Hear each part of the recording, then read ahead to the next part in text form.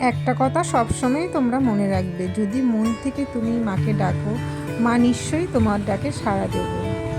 এই দেখো আমাদের এখানে কৌশিকী অমাবস্যায় মায়ের পুজোর আয়োজন করা হয়েছে। এই দেখো পুজোর সমস্ত কাজ শুরু হয়ে গিয়েছে, ঠাকুরমশাইও চলে এসছে, এখন পূজা শুরু হয়ে গিয়েছে। এখন মায়ের আরতি করা হচ্ছে। দেখো কত সুন্দর লাগছে মায়ের আরতি। আরতি দেখতে তো আমার খুবই ভালো লাগে। এখন পুজোর পরে মায়ের ভোগ দেয়া হলো সবাইকে,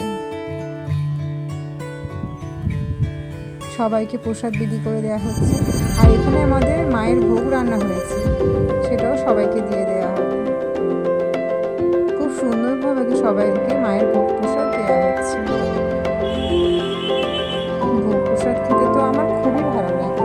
তোমাদের কেমন লাগে অবশ্যই কমেন্টে জানিও।